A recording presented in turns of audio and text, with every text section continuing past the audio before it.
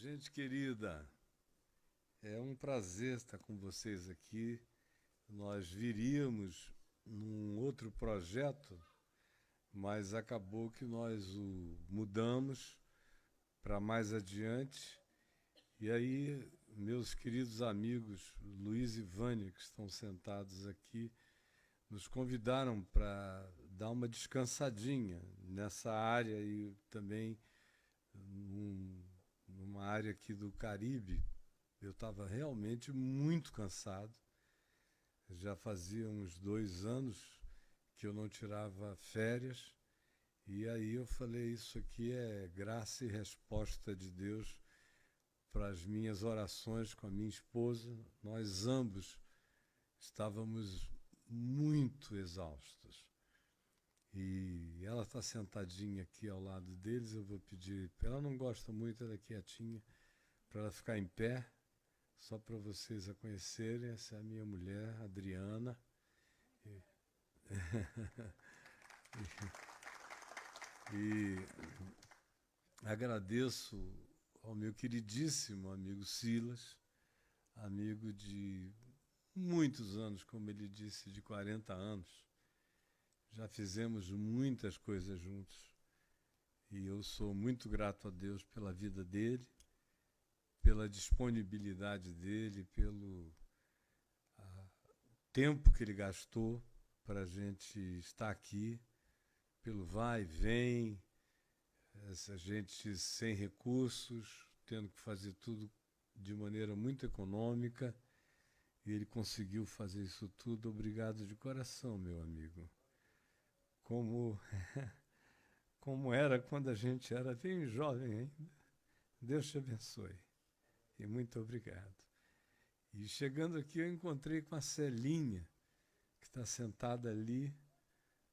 Ela disse, eu sou do tempo dos dinossauros. Ela se apresentou a Adriana, porque ela foi lá da Vinde, e de muitos anos atrás, e ficou muito tempo conosco, nos ajudou bastante. E agora você já está há quantos anos aqui na Flórida? Desde 2001, portanto há 19 anos, né? E tem bem mais tempo que eu não a vejo, talvez uns 22 anos, 22, 23, sem vê-la. Tive muito prazer de encontrar você aqui logo na entrada e receber um abraço tão carinhoso. E tantos outros rostos que me são familiares aqui de cima, olhando nos detalhes, de modo que eu quero abraçar cada um de vocês. Eu sei que tem gente que veio de longe. De onde você veio fora de Orlando? Quem não é de Orlando, por favor, levante a mão. Olha só, tem quase mais gente que não é de Orlando que de Orlando. E de bem longe, você não quer dizer para todo mundo de onde você veio? Quem é que veio da Califórnia? Tem alguém da Califórnia aqui ou de Nova York? Nova York. Eu não ouvi. Las Vegas, Boston. Que mais? Boca. De onde? Deerfield, ali do lado, né? Tampa, aqui, 70 quilômetros. Deus não existe, ele é. Que maravilha. E o que mais? Tem gente de outros lugares. E vocês que estão chegando, cheguem mais para junto, para a gente ficar mais aquecido aqui na frente. Tá bom? Alguém dê espaço, isso. Vamos chegar bem juntinhos. Beleza. De modo que eu quero agradecer o esforço de vocês, os que vieram de longe, os que são de perto. O Silas já tinha me dito, porque eu não tinha o sábado e o domingo para oferecer para a gente estar aqui. Ele já tinha me dito, olha, esses dias aí, segunda, terça, são dias difíceis, todo mundo trabalhando. E eu agradeço que, mesmo assim, alguns vieram de tão longe nos encontrar. E que o Senhor seja conosco e que faça tudo isso valer a pena. Vou pedir para a gente ficar em pé só mais uma vez. Depois vocês vão ficar sentados um tempo.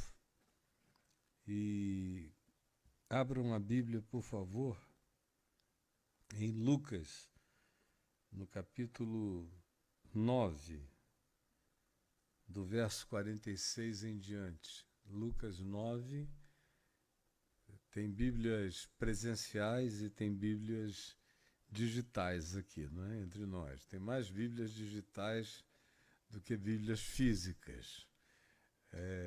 Então, abra qualquer uma das duas, por favor, em Lucas, capítulo 9, do verso 46 até o 56, que diz assim: levantou-se entre eles, os discípulos, uma discussão sobre qual deles seria o maior.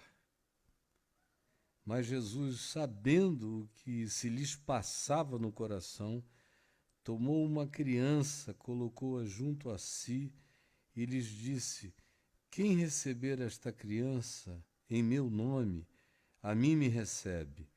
E quem receber a mim, recebe aquele que me enviou.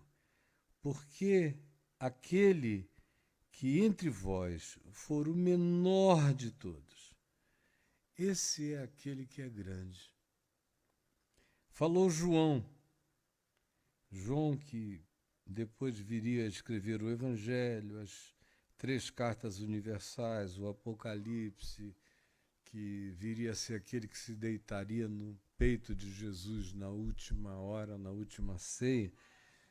Não era à toa que o apelido que ele tinha, e que Jesus mesmo deu a eles, esse apelido a ele e os irmãos, era Boanerges, que quer dizer filho do trovão. Então o filho do trovão disse: mestre, vimos certo homem que em teu nome expelia demônios e lhe proibimos em nome de Jesus, porque não anda conosco, não segue conosco. Mas Jesus lhe disse: não proibais, pois quem não é contra vós outros é por vós outros.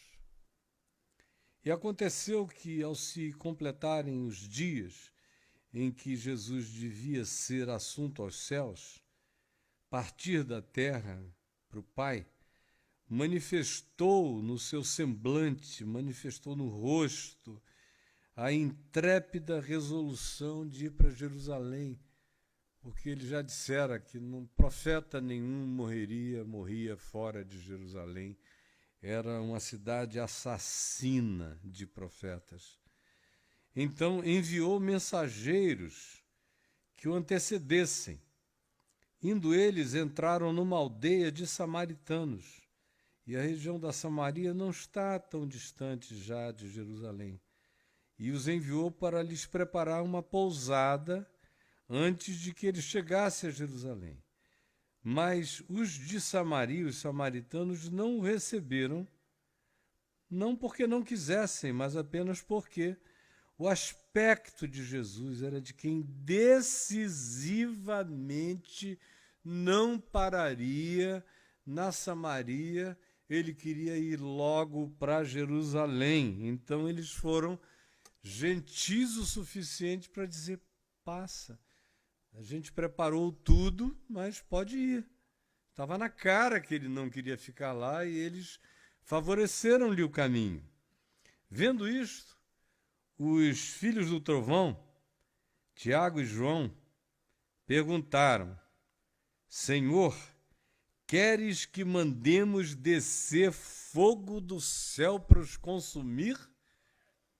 Filhos do trovão. Jesus, porém, voltando-se, os repreendeu. Não é? Lhes disse, repreendeu. Deve ter sido um tom de uma energia forte. E disse: vós não sabeis de que espírito sois. Pois o Filho do Homem não veio para destruir as almas dos homens, mas para salvá-las. E então seguiram para uma outra aldeia, já bem na porta de Jerusalém, provavelmente Betânia, aonde ele costumava ficar, na casa de Marta, Maria e Lázaro.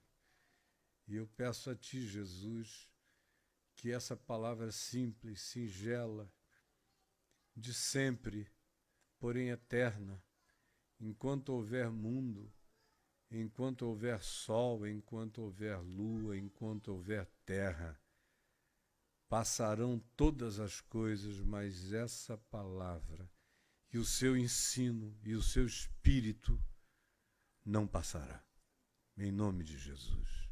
Amém. Podem se assentar.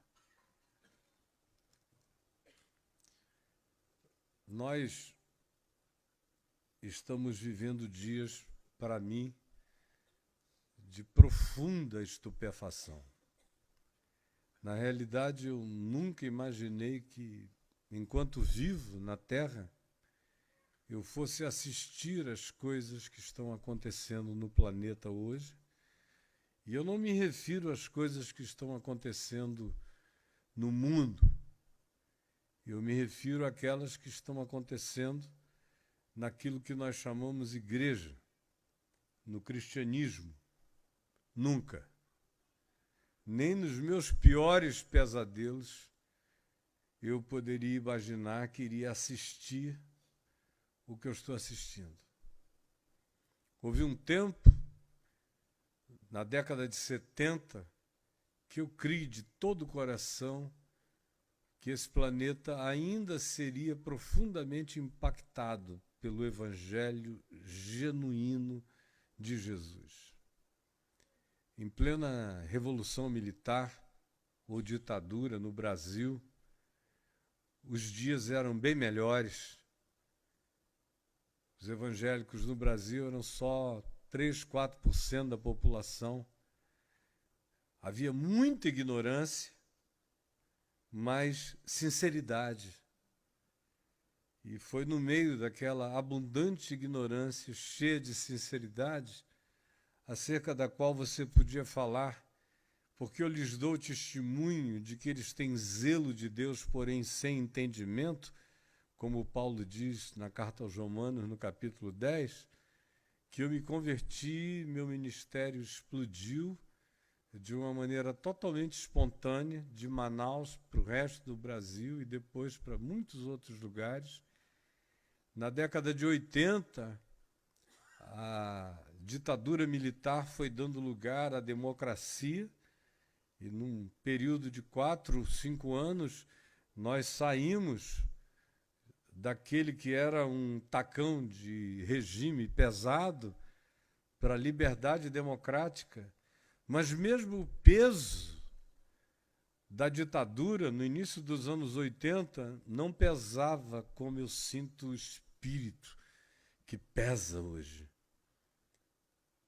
Muitas vezes eu preguei no Congresso, em Brasília, em reuniões diversas, tanto na Câmara quanto no Senado, no profeta Isaías, no profeta Jeremias, em Amós, e a pastorada aos montes lá, uma quantidade enorme, deputados, senadores, todo mundo ouvindo.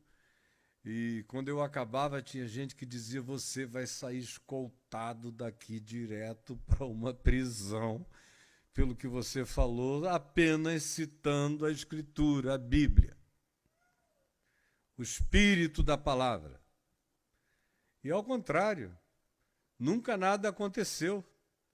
Havia era um respeito enorme, porque até os militares sabiam fazer diferença sobre quem eram os evangélicos que entregavam os próprios crentes, como fizeram na década de 60 para a ditadura, e aqueles que eram leais e sinceros para com a palavra.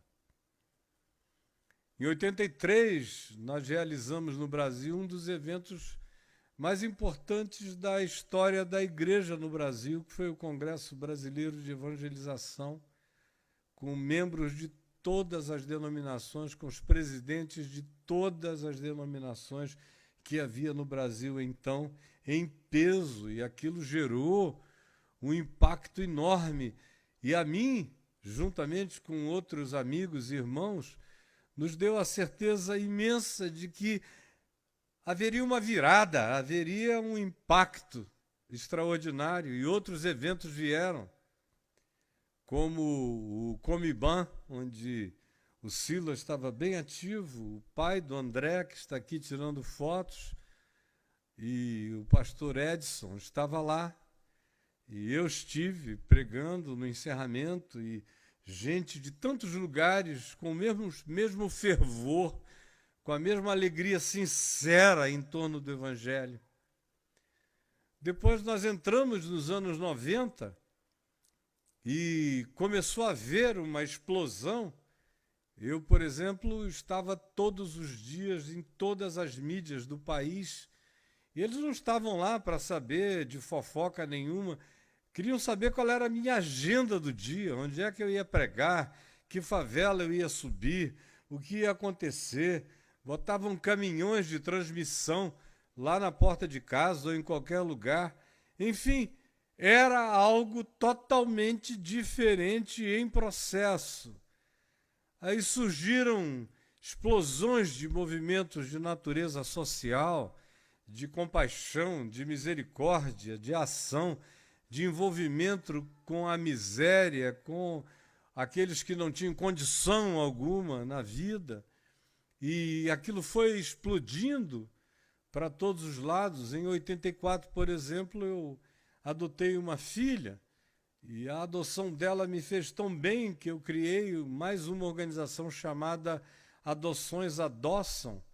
E no primeiro período, em 2 anos, 8 a 10 mil crianças foram adotadas pelas igrejas. Isso acho que eu fiquei sabendo, fora a quantidade enorme. Havia um espírito de generosidade, de compaixão, de misericórdia para com os pobres, os desfavorecidos, os desconsiderados pelos governos ou pelas elites, mas havia um interesse em que as pessoas fossem ajudadas, e eu fui ajudado a ajudar milhões de pessoas a partir de grupos empresariais que não tinham necessariamente nada a ver com qualquer vínculo com igreja, mas queriam que, pelo menos através da minha vida, a palavra da esperança, tanto quanto o benefício, chegasse às pessoas.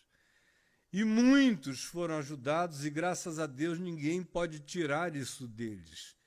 Muitos se formaram, muitos se tornaram profissionais de todos os tipos, muitos se salvaram de perspectivas de existências que teriam colocado-os em situações totalmente irredimíveis no curso da vida. Aí nós terminamos o ano, a década de 90, já com todos os sinais do que vinha pela frente. Subitamente deu uma virada. Aí nós começamos os anos 2000 e foram anos de derrocada. Nunca, numericamente, o que a gente chama de igreja cresceu tanto. Não foi propriamente um crescimento, um inchaço, sem consciência. Muita gente comprando Bíblia, as sociedades bíblicas faturaram como nunca. Mas nunca se leu tão pouco a palavra, nunca se desconheceu tanto o Evangelho, nunca a Bíblia foi tanto apenas um talismã, um livro mágico para se guardar em casa, para espantar espíritos maus. Nunca se foi tão obscurantista, tendo tudo para que não se o fosse. À medida em que as tecnologias aumentavam e o acesso à informação crescia, no meio cristão a desinformação florescia, e a superstição aumentava, e o obscurantismo se enraizava. Aí você diz, e hoje? Hoje nós estamos vivendo dias tão horrorosos quanto aqueles que precederam a reforma protestante do século XVI. Idade de trevas, de obscurantismo, de loucura, da alma vendida. Nós regredimos para aquele tempo no qual a igreja, que nunca foi perfeita, mas era sincera, embora ignorante, entre o primeiro e o terceiro século, foi corrompida pelo imperador Constantino, tanto quanto corrompeu o imperador Constantino no quarto século, de modo que a gente não sabe quem corrompeu mais quem. Constantino corrompeu a igreja. E a igreja gostou e corrompeu Constantino, de modo que eles retroalimentaram aquele processo que gerou o cristianismo e acabou com a igreja. Gerou instituições, gerou a Igreja Católica, gerou as igrejas ortodoxas, todas elas atreladas ao poder, nos seus lugares, nos seus mundos, tanto na Rússia, quanto na Grécia, quanto no Egito, nos coptos, quanto em Roma, a terra inteira. O mesmo cristianismo que quis se salvar no protestantismo de Lutero, de Calvino, de Knox, mas acabou se corrompendo logo depois. E que se corrompeu nos nossos dias, e só não vê quem faz parte da loucura, quem faz parte do processo. Mas se o Senhor Deus nos deixou alguns remanescentes que não dobraram ainda os seus joelhos a Baal, esses estão vendo e estão entendendo o que eu estou falando. Só os que tiveram os seus joelhos vergados, os que pelo obscurantismo espiritual, pela loucura, pela ignorância que deixou de ser inocente há muito tempo, chamam o que está à nossa volta de avivamento, só que não tem Espírito Santo. Chamam de crescimento aquilo que não passa de inchaço.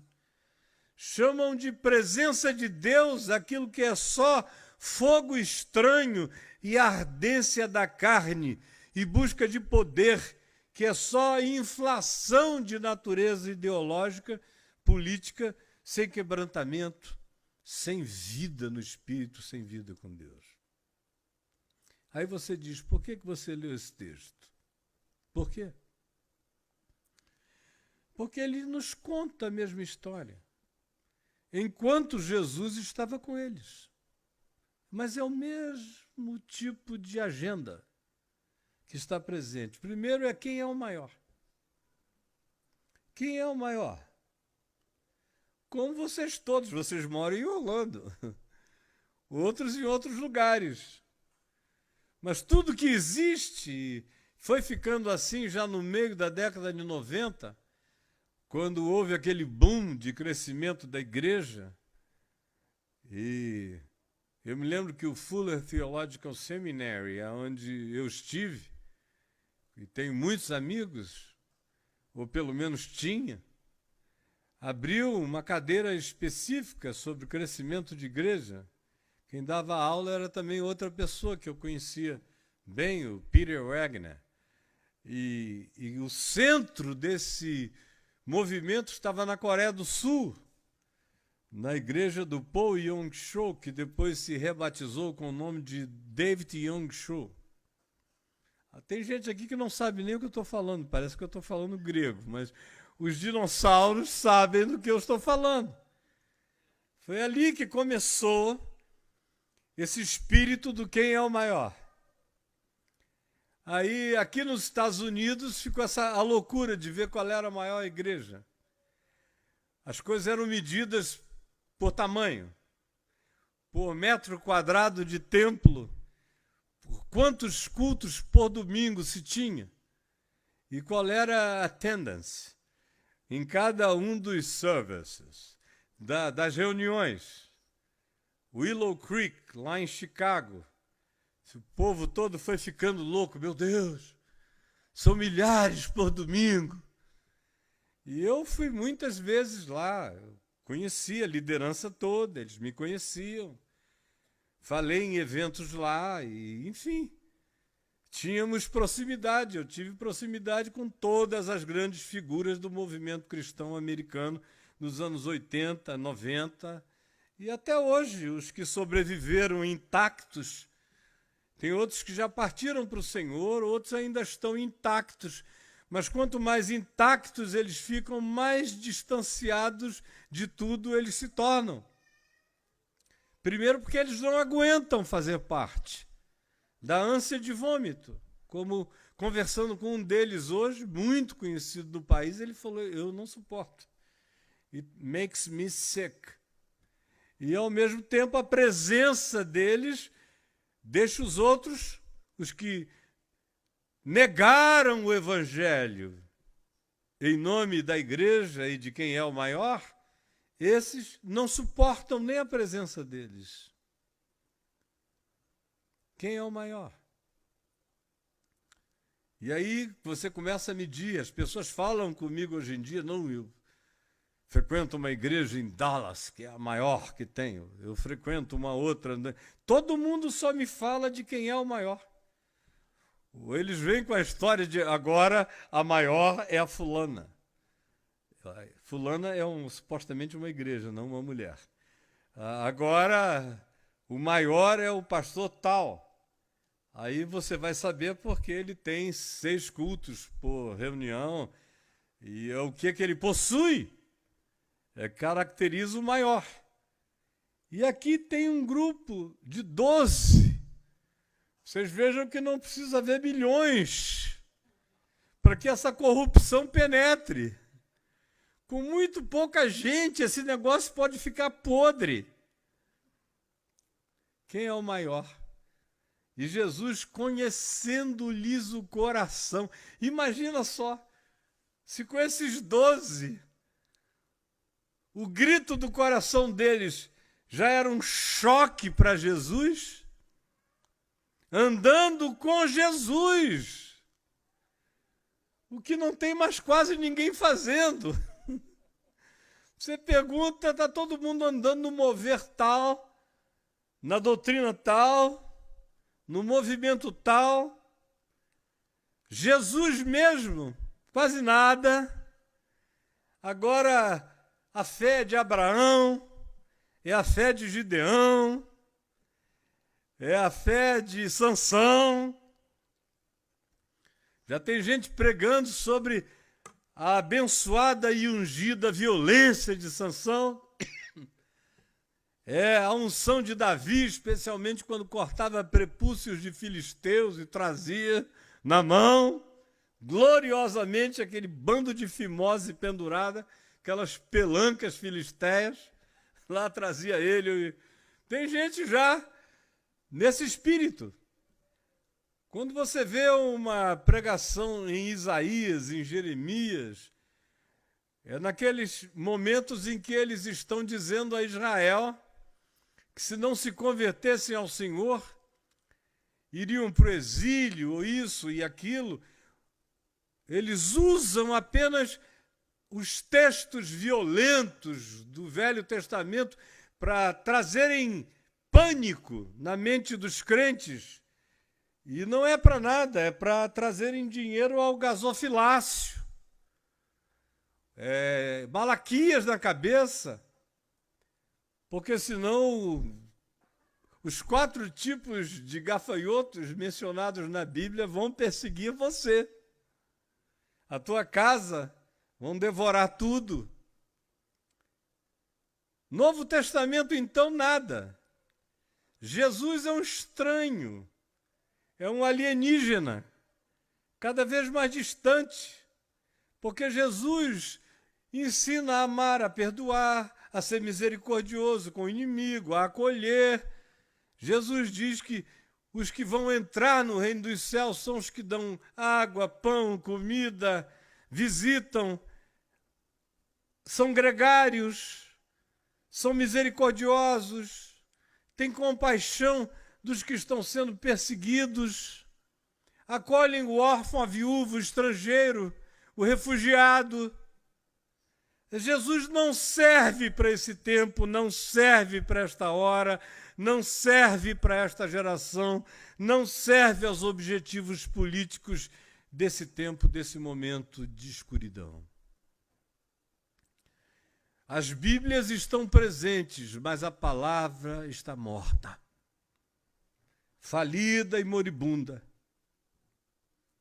Quanto tempo faz que você não ouve uma mensagem de fato sobre cruz, arrependimento, convergência dos pecados humanos para Jesus, a ressurreição não como uma história de poder, para mostrar que o nosso Deus é mais poderoso do que os outros, não para comparar com Buda, Confúcio, Maomé ou qualquer outra coisa, numa espécie de UFC, de deuses, num panteão de poderosos. Quanto tempo faz que você não ouve uma mensagem sobre ressurreição como um fator que bota você para frente, que te levanta da angústia, da depressão, do pânico, que dá coragem para viver, que salva do suicídio? Enquanto isso, enquanto se pergunta quem é o maior, cresce o número de suicidas, pastores se suicidando, suas esposas, seus filhos, crentes desesperados, porque não tem evangelho, só tem essa ufania, esse grito orgulhoso, diabólico, essa síndrome de Lúcifer, em exaltação, mas o evangelho, o poder, o fator existencial, espiritual da ressurreição também está morto. Há um tempo atrás, um pastor dos mais conhecidos no Brasil disse para os líderes da sua denominação que a igreja inteira tinha que se mobilizar para eleger a maior quantidade possível de políticos. E aí alguém perguntou: por quê, pastor? Por que a gente precisa de tanto político assim? Aí ele disse: porque já imaginou, sem político nós não tínhamos o evangelho. Disse: olha só, vamos pensar em Jesus. Jesus, a gente não teria nada para falar de Jesus se não fosse José de Arimateia e Nicodemos, que eram os políticos, membros do Knesset, do Sinédrio, que era a instância política de Israel. Porque quando Jesus morreu na cruz, se não tivesse a influência política deles, Jesus ia ficar pendurado na cruz até apodrecer, como normalmente os romanos deixavam. Foram eles que foram lá querer apressar o processo. E se José de Arimateia não tivesse uma tumba aberta na rocha, onde ninguém tinha sido posto, na porta da qual se podia rolar uma pedra para depois ser removida, Jesus teria sido, depois de podre na cruz, enterrado no chão. Não teria tido ressurreição, já pensou? Seria Jesus zumbi, saindo de lá todo podre. Você veja a cabeça, e é um dos líderes mais conhecidos no Brasil, dizendo que sem José de Arimateia e Nicodemos nós não teríamos evangelho. Quem é o maior? Mas o Senhor, conhecendo-lhes os corações, sabendo que se lhes passava no íntimo, tomou uma criança e a colocou junto de si. A primeira resposta de Jesus a essa loucura, a esse ensandecimento, a essa viagem diabólica, é pegar uma criança e botar no colo. Porque, minha gente, se eu e você não nos deixarmos manter e colocar juntinho e no colo do Senhor, a gente é tragado por tudo que está aí de loucura à nossa volta e não tem saída e não tem volta.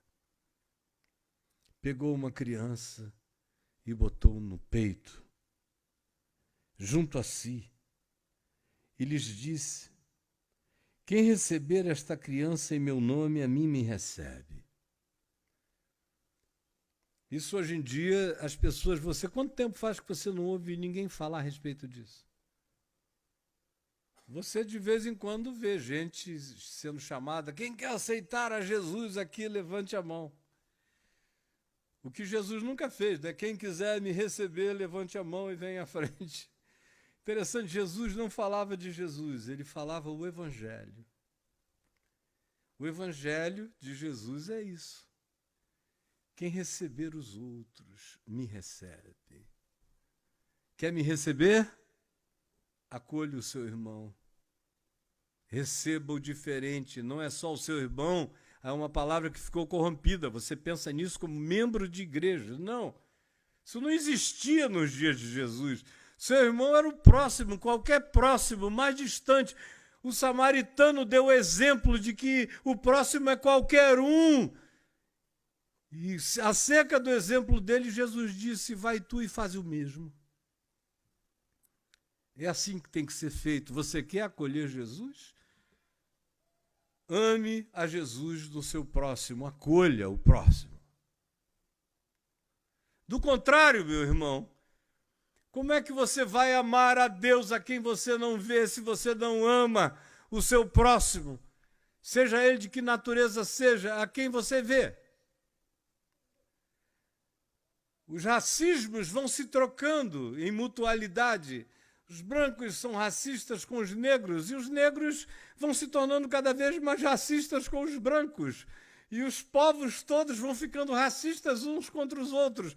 Ontem mesmo eu, minha mulher, o Luiz e a Vânia, esposa dele, fomos objeto de uma experiência racista no lugar onde a gente estava, numa ilha, onde só havia pessoas de cor negra, mas que estão por aqui com o racismo que recebem, e agora, se você chega um pouco mais branquinho, recebe racismo também.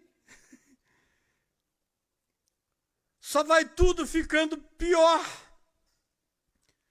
porque a gente não recebe Jesus no outro. Hoje eu estou aqui doido para dar um beijo naquele querido que está ali, a quem eu não beijo há mais de 20 e tantos anos. E na esposa dele, ele com uma barba bonita. Eu o vi converter-se lá em Manaus, há tantos anos atrás, há uns 40 anos, por aí. Silvio Lucena. Eu estava olhando daqui e vendo o meu amigo Alcimar sentado ali, com a cabeça branca. Tantos anos de convívio e tanta gente amada. É fácil amar a vocês. É moleza. Amar o Silas é fácil. Jesus mandou amar a todos, mandou amar o inimigo. Mandou estender o puxadinho para ele. Mandou dar túnica, mandou perdoar. Se é a única maneira de você me acolher é assim, do contrário, não há outra. Você acha que recebe Jesus como?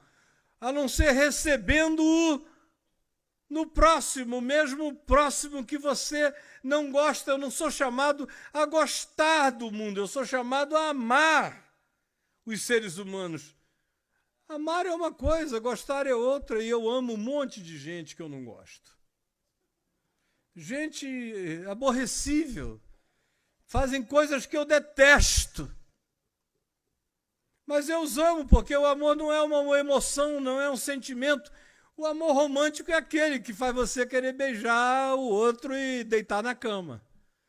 Agora, tem muitas formas de amor, e o amor de Deus é amplo. E inclui até aquele que te odeia, que te detesta, de quem você não gosta, mas não gostando, todavia o ama, ora por ele, pede que a mente dele mude, que a atitude dele mude, que o coração dele se converta, que ele vire gente enquanto eles têm a oportunidade de fazer isso na jornada e no caminho.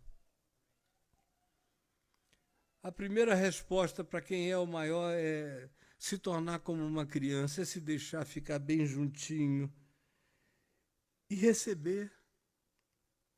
Receber todos, qualquer um, esta criança. Ele vai dizer em muitas outras porções do Evangelho, receber o estranho, como em Mateus 25, receber aquele que você nunca viu, nunca conheceu, não sabe quem é, acolha. Porque quem fizer isso está me recebendo. Por que a gente vê hoje aquilo que a gente chama igreja parecer com tudo, menos com Jesus? Você não vê traços do DNA de Jesus naquilo que a gente chama igreja. Você vê traços do presidente da República, vê traços ideológicos, vê traços de todos os DNAs, menos do DNA de Jesus. E quem tem o DNA de Jesus é maltratado, é escorraçado, é herege.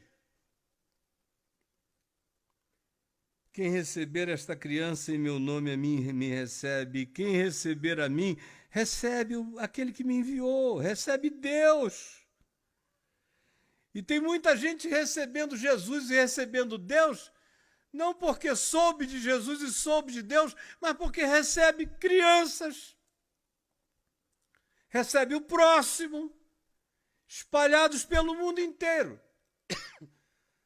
Nem ouviram falar de Jesus nem do Evangelho, mas são capazes de receber os que ninguém recebe. E a palavra de Jesus se cumpre. Aquele que receber esta criança, a mim me recebe. Se receber em meu nome, recebeu com muito mais lucidez ainda, bem-aventurado seja. E recebe o meu Pai, aquele que me enviou, porque aquele que entre vós for o menor de todos. E cada vez mais aquele que acolhe, é o menor de todos, é o tolo. O poderoso, a gente ouve por aí. O poderoso é o que não perde tempo com quem não dá nada. Essa é uma lição que está correndo a igreja para todo lado. Eu vou, às vezes, pelo Brasil, e aqui não vai ser possível, porque tem hora para acabar e tal. Mas se fosse no Brasil, eu só sairia daqui até dar um beijo na última pessoa e orar por quem quisesse. E às vezes é muita gente. A reunião acaba às 9h30, eu fico até 00:30, 1h. E passam pastores na fila, aí me dizem, meu irmão, não precisa fazer isso tudo não, você perde muito tempo com quem não tem nada para dar. E tem uns que pregam isso no púlpito. Se você não tiver nada para oferecer, não me procure. Isso tudo sendo feito em nome de Jesus. Porque todos querem ser o maior e ele está querendo saber quem é que se candidata a ser o menor. A ser o menor, que é aquele que acolhe, aquele que perde tempo, aquele que não ganha nada, aquele que faz por amor, aquele que faz por fazer. Esse é considerado o menor. E ele disse, aquele que for o menor de todos, esse aqui é grande na presença de Deus. Você tem esse sonho? Se numa época como essa, onde todo mundo quer ser exaltado, Senhor, me faz famoso. Eu vejo gente que me encontra por aí, meu Deus, o que eu faço para ser famoso? Eu digo, eu não tenho a menor ideia. Eu nunca tentei. O Silvio sabe que eu nunca tentei. Eu me converti lá em Manaus em 73, fui para a rua pregar para os hippies, para os malucos, para os loucos, convidá-los para a igreja. E aí depois a TV abriu a porta para mim, eu não estava lá na porta pedindo, por favor, deixa. Eu falei, não, me chamaram. O Dr. Felipe Dal falou, eu soube que está acontecendo um milagre na cidade, que você, que era o cara mais incorrigível da cidade, se converteu e está pregando. Você não quer pregar de graça aqui, não? Aí me deu um horário, às 6h30 na TV, todo domingo. Aí lá estava eu pregando, não pedi nada. Aí de lá foi espalhando, foi espalhando, foi espalhando. Mas eu, pessoalmente, nunca quis ser o maior. Eu sempre quis servir a Deus de todo o meu coração na minha geração. Aí eles vêm me perguntar como é que eu faço, o que eu tenho a ensinar para eles se tornarem famosos. Eu digo, eu não tenho ideia, meu amigo. Vá perguntar para outro. Eu não sou um digital influencer. Não sou. Eu quero que o evangelho influencie milhões de pessoas, mas eu não sou, eu não me autodesigno. Eu sou apenas ainda um homem vivo, ficando cada dia mais velho e cada dia mais cheio de amor pelo evangelho simples de Jesus que me habita com toda a graça. Quem é o maior? Aí João veio e falou, quando não deu certo essa história de quem é o maior, ele veio com uma outra questão, já que a gente, entre nós, não pode haver um maior, mas pelo menos a gente quer ser parte dos melhores. Então, nós somos os melhores. Pronto, está resolvido. Ninguém aqui é o maior, mas esse grupo é o melhor. A natureza humana é diabólicazinha, não é? Perversa ao extremo. Aí olha o sofisma. Tá bom então, Senhor. Tá todo mundo num pódio igual. Mas o nosso pódio coletivo é mais alto do que o pódio da humanidade. Porque nós vimos um homem expulsando demônios em teu nome. Mas se não fizer parte do grupo, se não aprender as manhas, as tretas, os trejeitos, as manias, os códigos do gueto que você pertence, se não tiver todos os cacuetes do grupo ao qual você é ligado, se não aplaudir as mesmas coisas, não adianta. O diabo pode sair quando você fala em nome de Jesus, mas os crentes vão querer calar tua boca. O diabo respeita a autoridade do nome de Jesus na tua boca, mas se você não anda com aquele grupo,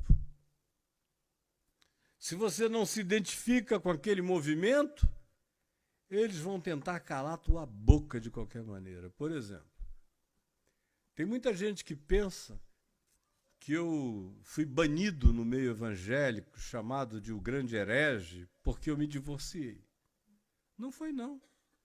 Antes de mim, muitos se divorciaram e eu os ajudei a continuarem vivos dentro da igreja. O que foi a grande situação foi quando eu pedi divórcio da instituição. O divórcio da minha ex-esposa não teria sido um problema. Tanta gente me diz, Caio, você é o maior líder cristão que já existiu na história do Brasil. Fica aqui. Para com isso. O teu divórcio é bobagem. Dá 2 aninhos que já era. Eu disse, não, eu não estou me divorciando conjugalmente. Eu estou me divorciando institucionalmente, de tudo e de todos. Eu vou viver livre e abraçar a todos aqueles a quem Deus ama, que é o mundo inteiro, e com vocês não é possível. Quando eu abraço, subo num morro, prego o evangelho numa favela, 4.000 pessoas vão subindo à medida em que eu vou de casa em casa, e eles vão se unindo a mim. Depois eu desço com aqueles milhares, e uma mãe de santo para no meio da descida e diz assim: reverendo, o senhor podia entrar aqui, orar no meu terreiro, orar por mim, pela minha família? E eu entro lá e oro. É um escândalo. É um escândalo.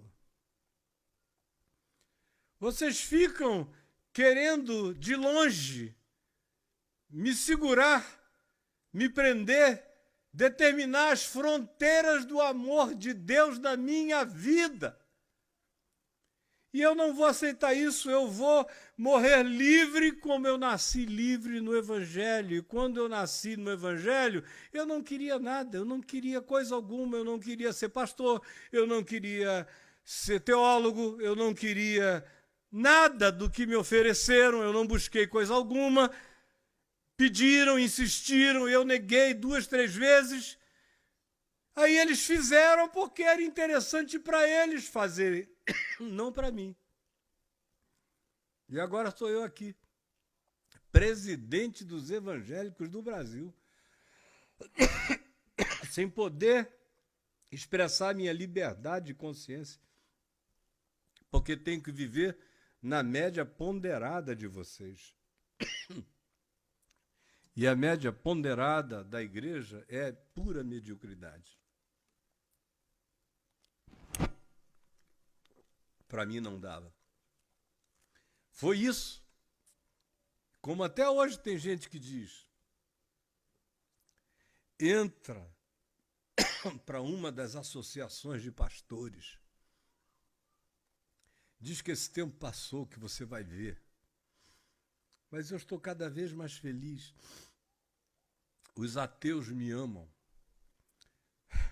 me ouvem, se convertem dentro das suas casas. Vocês sabem qual é a maior denominação, segunda maior denominação do Brasil hoje em dia? A primeira é a Assembleia de Deus. A segunda são os evangélicos sem igreja. Que eu pastoreio essa denominação. Milhares e milhares no Brasil e no mundo inteiro, ouvindo a palavra. Eles ficaram com trauma de templo, mas estão sendo destraumatizados pelo Evangelho para crerem com pureza singela no Senhor Jesus.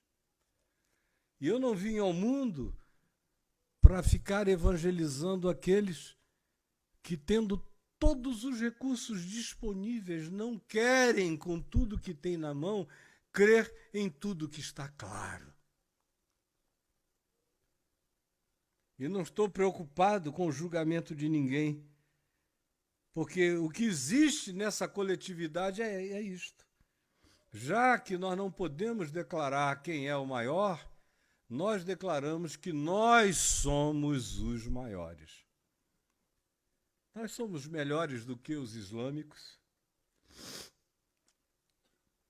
embora a gente mate também, goste de uma guerra, abençoe tiranos. Se o cara disser que vai bombardear uma nação, a gente não está nem aí.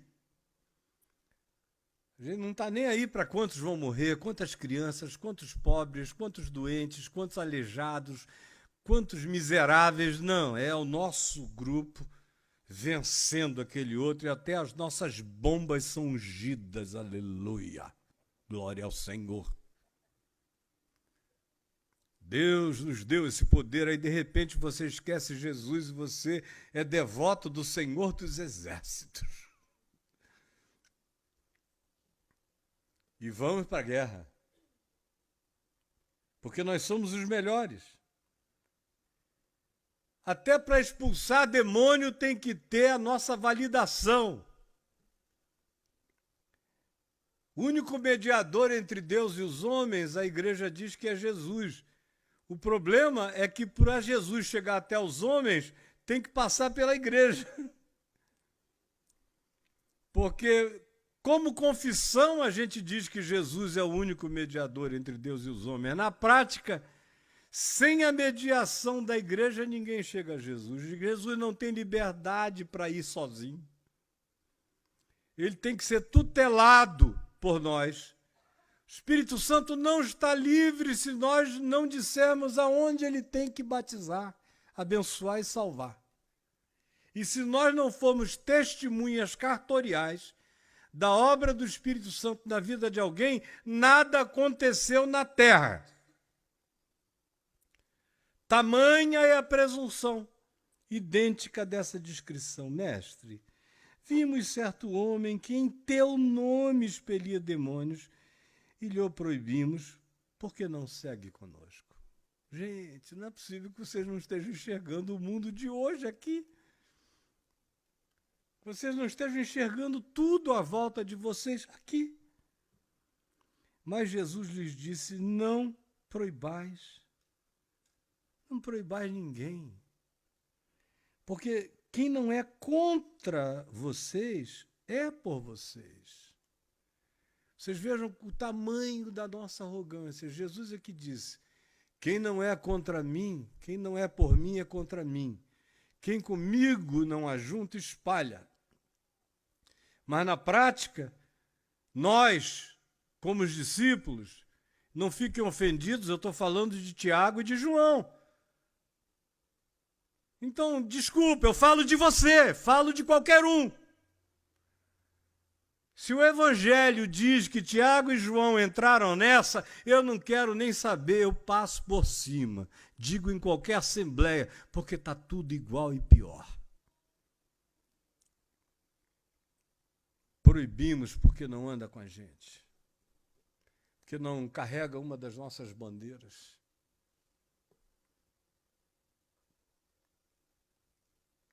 Proibimos. E Jesus disse, olha, é inverso. Quem não é por mim, é contra mim. Quem comigo não ajunta, espalha. Mas sou eu, não são vocês.